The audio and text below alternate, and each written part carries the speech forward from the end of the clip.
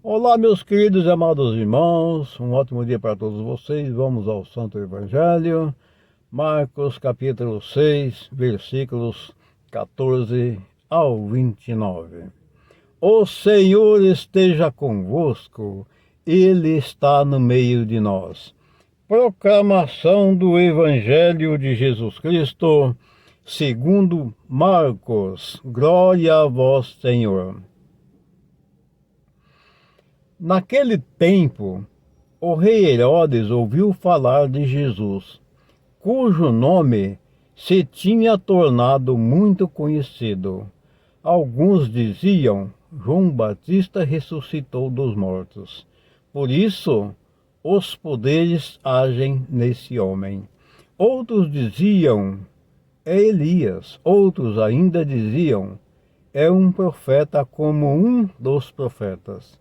Ouvindo isto, Herodes disse: ele é João Batista. Eu mandei cortar a cabeça dele, mas ele ressuscitou. Herodes tinha mandado prender João e colocá-lo acorrentado na prisão. Fez isso por causa de Herodíades, mulher do seu irmão Filipe, com quem se tinha casado. João dizia a Herodes: não te é permitido ficar com a mulher do teu irmão. Por isso, Herodíades o odiava e queria matá-lo, mas não podia. Com efeito, Herodes tinha medo de João, pois sabia que ele era justo e santo, e por isso o protegia. Gostava de ouvi-lo, embora ficasse embaraçado quando o escutava. Finalmente chegou o dia oportuno. Era o aniversário de Herodes, e ele fez um grande banquete para os grandes da corte, os oficiais e os cidadãos importantes da Galiléia. A filha de Herodíades entrou e dançou, agradando a Herodes e seus convidados. Então o rei disse à moça: pede-me o que quiseres e eu te darei. Lhe juro dizendo: eu te darei qualquer coisa que me pedires, ainda que seja a metade do meu reino. Ela saiu e perguntou à mãe: que vou pedir? A mãe respondeu: a cabeça de João Batista. E voltando depressa para junto do rei, pediu: quero que me des agora num prato a cabeça de João Batista.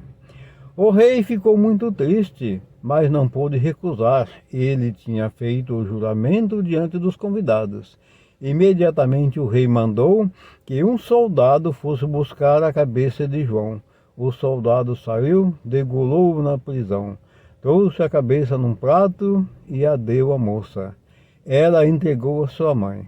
Ao saberem disso, os discípulos de João foram lá, levaram o cadáver e o sepultaram. Palavras da salvação, glória a vós, Senhor.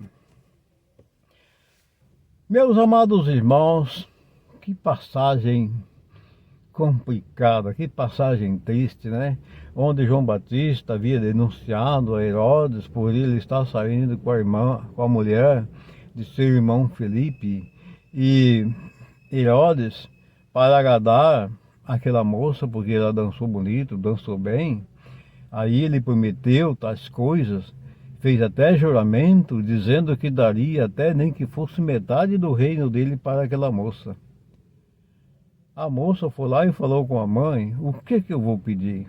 A mãe, como ela tinha raiva de João Batista por ter denunciado o adultério de ambos, ela falou: a cabeça de João Batista.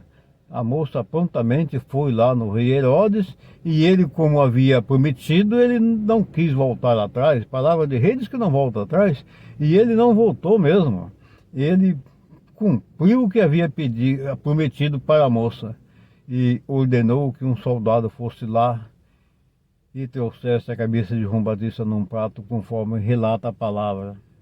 Que coisa triste, meus amados irmãos, que sina triste teve João Batista. Por ele estar falando a verdade, ele foi degolado. Por ele estar falando a verdade, ele foi um mártir.